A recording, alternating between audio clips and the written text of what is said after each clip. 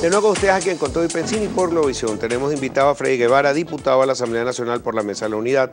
Ha tenido una jornada de los últimos días, sobre todo hoy, muy enredada. Sí. Tuvieron que correr para, bueno, y contar las firmas.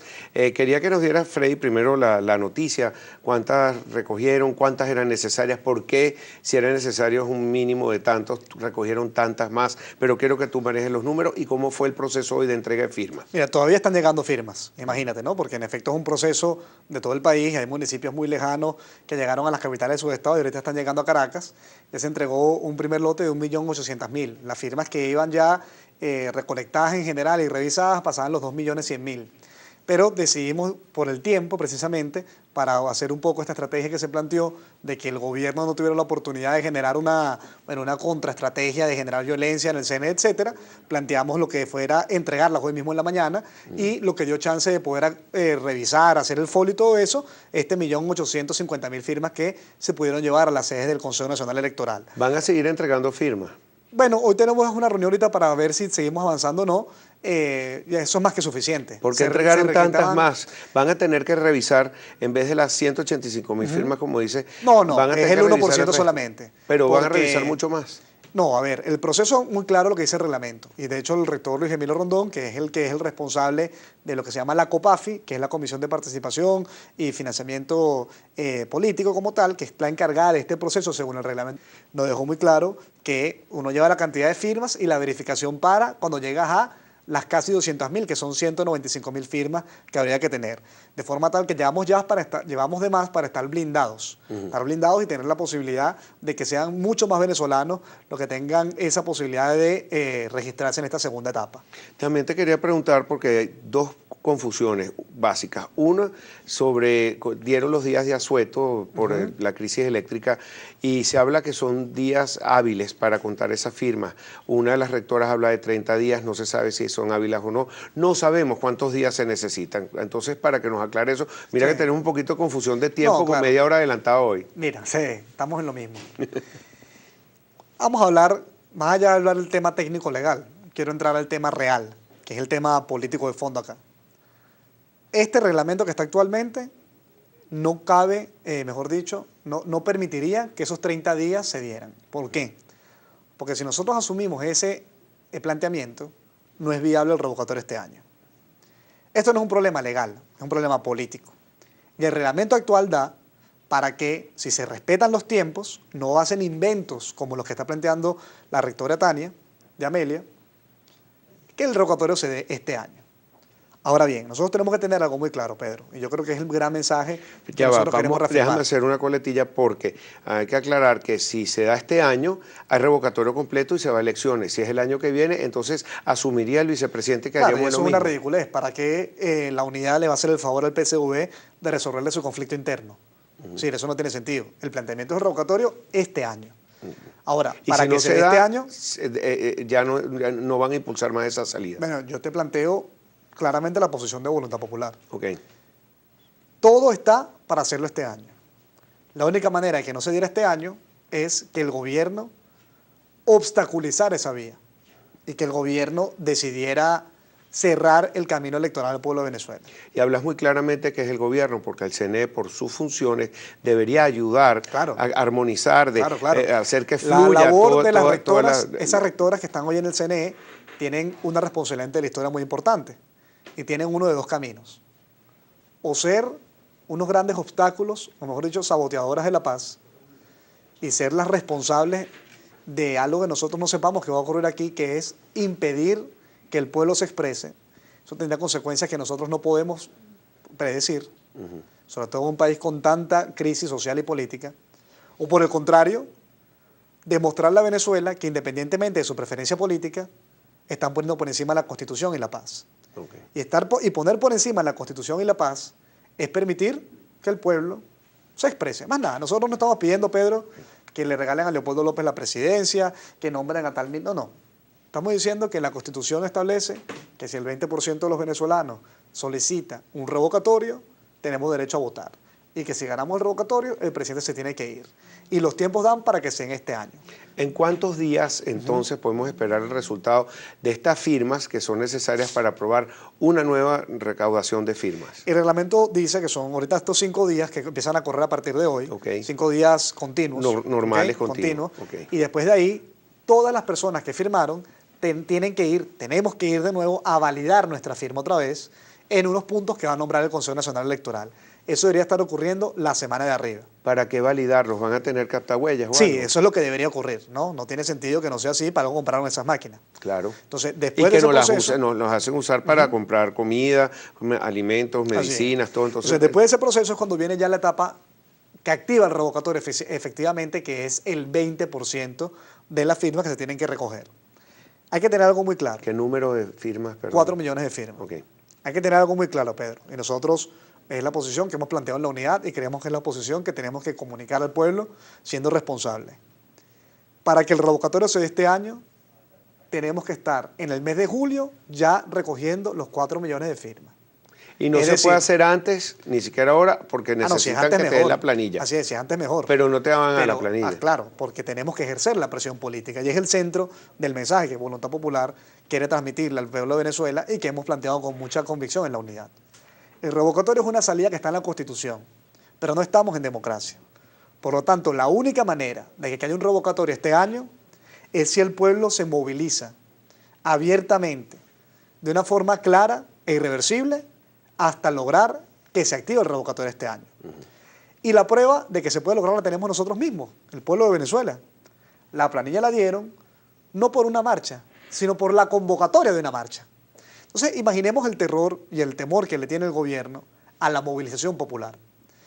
Lo que estamos planteando es que si con solamente convocar una marcha logramos activar la planilla, con la movilización del pueblo de Venezuela, vamos a tener que garantizar que el revocatorio se dé este año. Ahora, ¿cómo interpretas tú la respuesta del gobierno? Porque el presidente Nicolás Maduro ha dicho, a mí no me mueven aquí hasta el 2018, por lo menos. Sí, o sea, dice que no va a hacer ningún caso y que aquí no hay vía legal para que la oposición se exprese ni legal ni legalmente. Bueno, esta es la misma persona que dijo en el año 2015 que iban a ganar como sea, que no había forma que los derrotaran.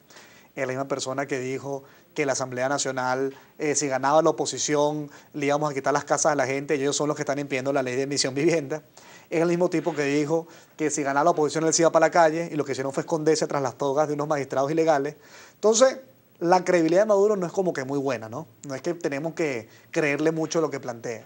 No sé cuántas veces ha hablado de golpe de Estado, de magnicidio, de guerra económica. Es decir, lamentablemente Nicolás Maduro hoy es una persona que no le cree el pueblo. Y digo lamentablemente porque qué triste que un presidente de un país esté en esa situación. Nadie le cree. Sí. Y nosotros tampoco le creemos y por eso creemos que es muy importante que todo el pueblo no se deje manipular ni amilanar por esa presión psicológica, porque lo que están buscando hacer es lo que decía Sun Tzu en El arte de la guerra. Sun Tzu dice, cuando tú tienes un adversario que es demasiado fuerte, que sabes que no puedes derrotar, que eso es lo que le pasa a la cúpula chiquita del PSV contra el pueblo de Venezuela, la única manera que tienes de ganar es si lo convences de que no luche. Y nosotros tenemos bien que estar convencidos de que tenemos que luchar porque podemos ganar esta batalla. Tenemos, antes de terminar, Jesús Pérez Navarro, @Jesús Pérez N, pregunta que si una persona vive en Valencia y vota en Apure, firmó en Valencia, ¿dónde lo van a mandar a validar? En Apure, la verdad. Okay. Por eso el tema de cuando ponían el domicilio era donde votaba en sí mismo, ¿no? Y es muy importante, insisto, todo el que firmó ahorita, la idea es que pasados estos 5 días tenemos que volver todos a los puntos en los cuales vamos a convocar para que revalidemos, llamemos así, ese 1%. Y después vendría la segunda etapa, que eran los 4 millones. Yo sé que es un absurdo, es recoger firmas para volver a firmar, pero esos son los obstáculos que puso el gobierno y los obstáculos que estamos dispuestos a pasar y a superar para garantizar o hacer todo lo posible porque esta solución sea pacífica y electoral, que es lo que queremos nosotros. Claro. Pero entendiendo, insisto en eso, que la única manera en que eso se dé es si ejercemos presión del pueblo en la calle de forma no violenta, pero de forma clara, cívica, con una disciplina gandiana muy clara, que esté dispuesta a permanecer todo el tiempo que haga falta en protesta hasta lograr nuestro objetivo y garantizar que en julio ya tengamos precisamente el proceso para tener el 20% de la firma. Freddy, hoy el Nuevo País trae un tema en el titular principal que se convirtió en trending topic, apenas salió esta mañana y tenía Nuevo País, que es el presidente de la Asamblea Nacional, Henry Ramos Alup, y él da una información privilegiada de una supuesta reunión con el supuesto mando militar, con el presidente, donde le dicen que ellos no van a atacar el pueblo. Sí. Y me imagino que esta reunión se da ante las pequeñas candelitas que se han prendido en el país, ante la crisis alimentaria, eléctrica, de medicinas, todas las crisis que estamos viviendo, donde se esperan que ojalá que no ocurra un estallido social. La única vía, y el Papa mismo le escribió una carta personal al presidente y lo supimos por un cable F, pero tú has planteado una solución que yo creo que es la más factible, una solución que también comparte el Papa, que acaba de hacer las negociaciones entre Obama y Cuba, y mira, hoy llegó el primer crucero. Es una solución de un pacto de punto fijo, parecido, una negociación, un diálogo. Yo quisiera que tú nos aclararas bien qué fue lo que dijiste, cuál es tu propuesta. Mira, realmente lo estamos planteando no tanto para lograr el cambio del gobierno, sino para la reconstrucción de Venezuela. Nosotros tenemos que entender que estos son dos etapas diferentes. No hay forma de reconstruir este país mientras Nicolás Maduro esté en la presidencia de la República y el PSV esté mandando.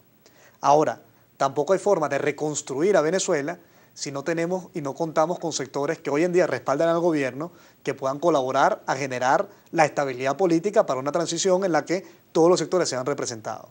Entonces, es fundamental entender que para que nosotros podamos lograr ese objetivo, que no solamente salir del gobierno, sino reconstruir a Venezuela, tengamos la capacidad de generar los acuerdos en los que todos los sectores sean representados.